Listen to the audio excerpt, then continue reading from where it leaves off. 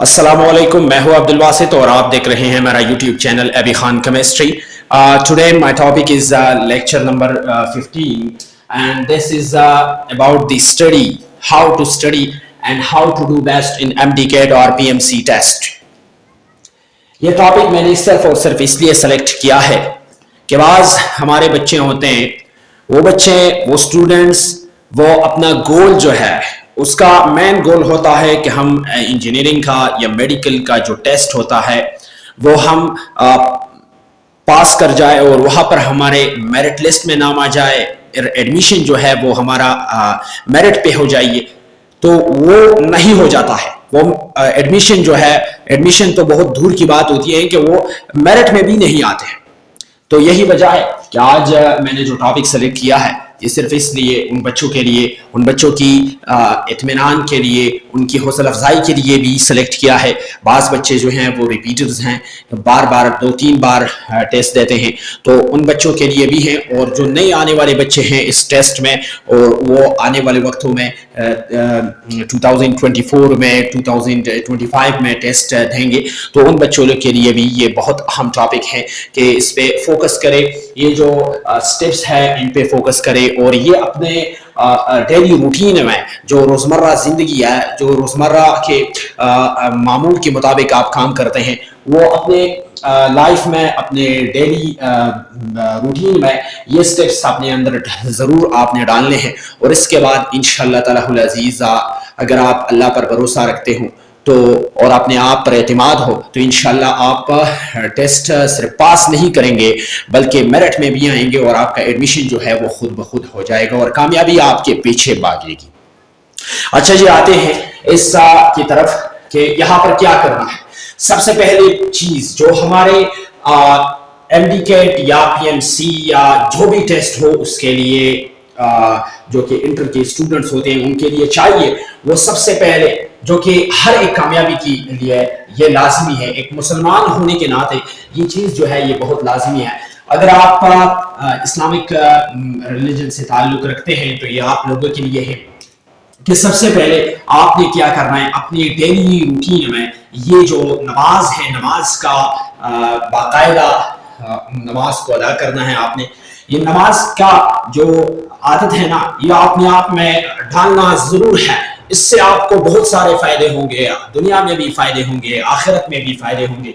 लेकिन दुनिया में भी आप जो है अगर इस रास्ते पे चलते हैं, नमाज अदा करते हैं और नमाज का बाकायदा एहतिमाम करते हैं तो इंशाअल्लाह मेरे ख्याल में आपका जो रास्ता है वो कामयाबी का रास्ता है, वो कोई नहीं रोक सकता है।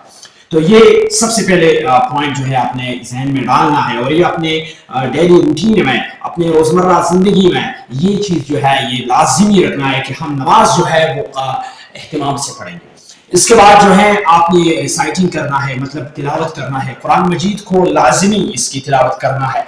और इसका जो बहुत कम पोर्शन है वो क्या होता है 2-3-5 पेजेस होते हैं, वो आपने डेली जो है तिलावत करना है। और तीसरा चीज जो आपकी कामयाबी के लिए लाजमी है और कामयाबी का राज है वो है केयर ऑफ पेरेंट्स, के अपने पेरेंट्स का जो है ख्याल रखना है। अब बहुत सारे बच्चे ऐसे हैं हमारे इधर, ये जो पसमानदा इलाके हैं, इन इलाकों में बहुत सारे बच्चे ऐसे होते हैं जो यहाँ पर तालीम नहीं हासिल कर पाते हैं, वो बाहर जाते हैं। इस मिसाल के तौर पर मैं शांगला लूँ, ये शांगला का इलाका है, ये शांगला है या सवात है। सवात वाले जो है वो पेशावर में जाते हैं, लाहौर में जाते हैं, इस्लामाबाद में जाते हैं, कराची में जाते हैं, वहाँ पर तालीम हासिल करते हैं। या अगर शांगले के स्टूडेंट हैं तो वो सवात में जाते हैं, एबटाबाद में जाते हैं, मनसेरा में जाते हैं, लाहौर में जाते हैं, इस्लामाबाद में पढ़ते हैं वहाँ पर। तो उन वो कैसे आपने पेरेंट्स का केयर करेंगे, तो ये भी याद रखना कि जब आप अपने पेरेंट्स का एहतराम करते हैं, उसका ख्याल रखते हैं, तो ख्याल सिर्फ और सिर्फ ऐसा नहीं है कि आप घर में होंगे तो आप ख्याल रखेंगे। बाज़ स्टूडेंट्स ऐसे होते हैं कि उनके पेरेंट्स जो है उनके लिए बहुत क्या करते हैं, उसका बहुत ख्याल रखते हैं। पेरेंट्स तो ख्याल रखते हैं, ये तो इस जिगर के टुकड़े होते हैं जो औलाद होते हैं। लेकिन यहाँ पर जो है آپ اپنے پیرنٹس کا خود خیال رکھیں گے, ان کا کیئر کریں گے, ان کا حال احوال پوچھا کریں گے ڈیلی بیس پہ کہ میرے پاس ٹائم نہیں ہے جی. آپ نے میرے مثال کے طور پر میں اپنے والدہ کو کال کروں کہ میری ماں جی میرے پاس ٹائم اتنا نہیں ہے کہ میں آپ سے بہت 2-3 گھنٹوں تک جو ہے باتیں کروں, لیکن صرف یہ آپ کا حال پوچھنا تھا کہ آپ کیسی ہیں, بس یہ ان کے لیے کافی ہے کہ میں ٹھیک ہوں, آپ کیسی ہیں, بس یہ کافی ہے.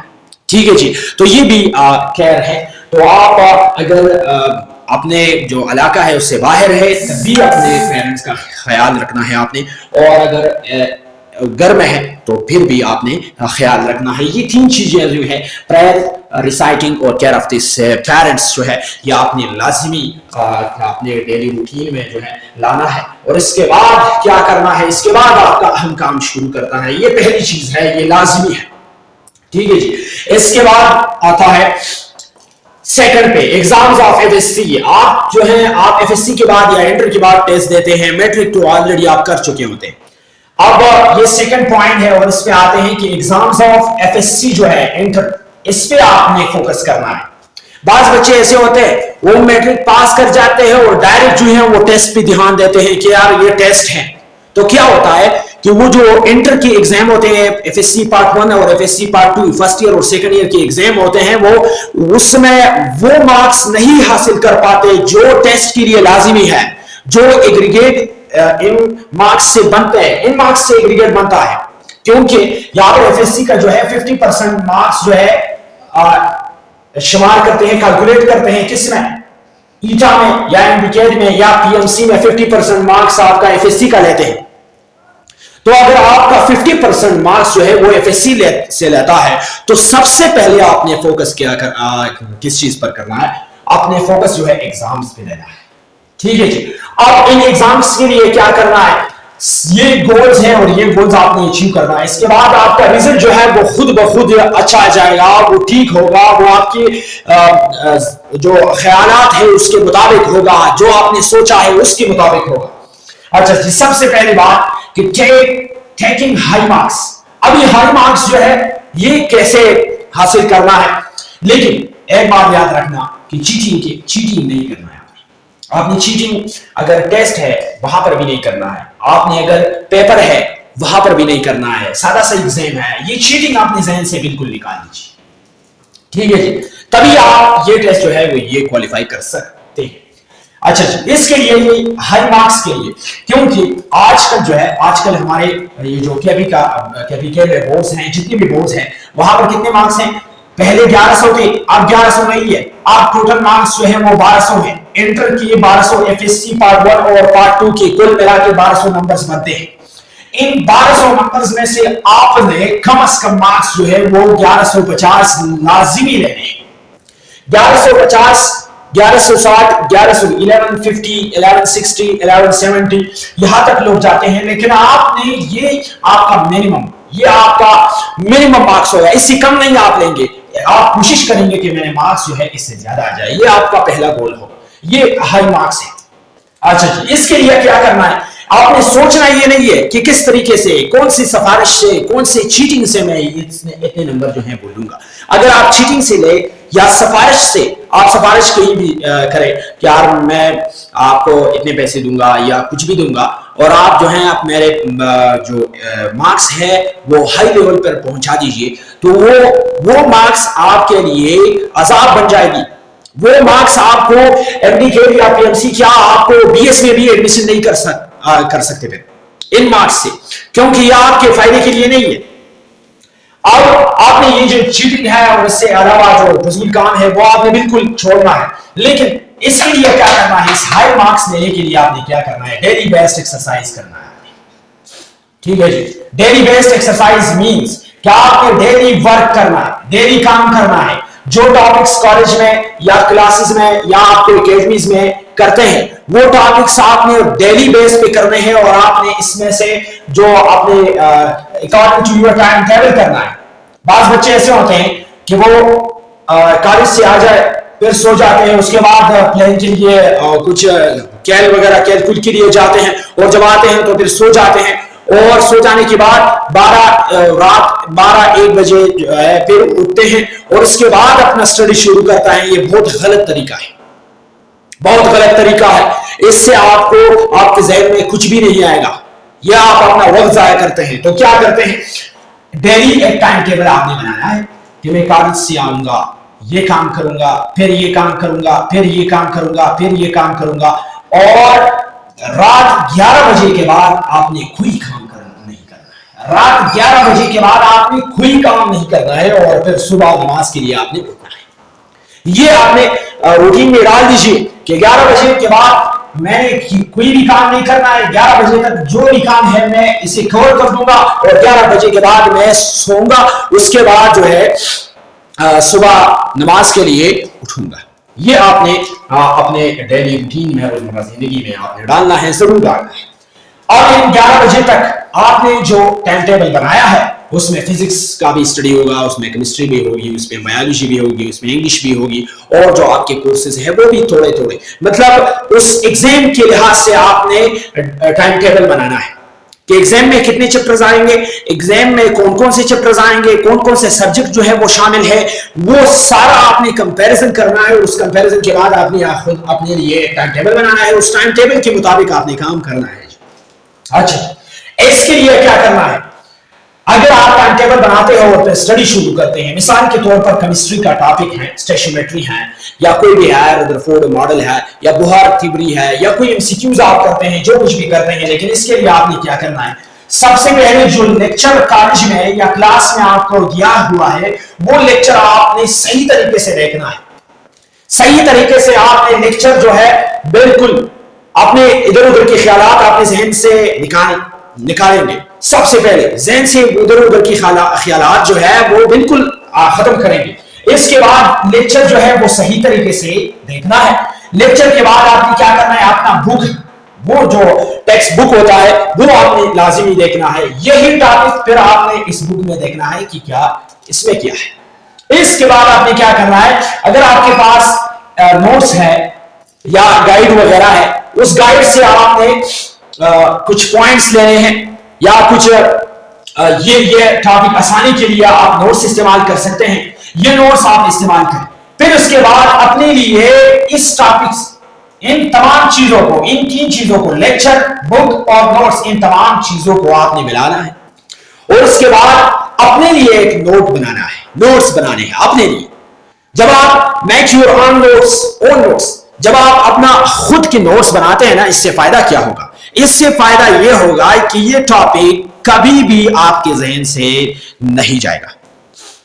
یہ ٹاپک آپ کی ذہن میں ہی ہوگا اور پرماننٹلی ہوگا. اور اگر آپ کے ذہن سے, مثال کے طور پر, اگر آپ خدا نہ خواستہ مثال کے طور پر یہ آپ کے ذہن سے چلا گیا, یہ ٹاپک ختم ہو گیا, آپ کے ذہن سے ختم ہو گیا, پھر آپ نے کیا کرنا ہے, آپ نے صرف 1 سیکنڈ میں اسے ریکور کر سکتے ہیں. کس طرح, یہ تو آپ کے نوٹس آپ کے ہاتھ کے لکھے ہوئے ہیں, آپ نے خود سوچا ہے اور اس کے بعد آپ نے لکھے, اس کا رائٹر آپ ہے, ان نوٹس کا رائٹر آپ ہے, آتھر آپ ہے.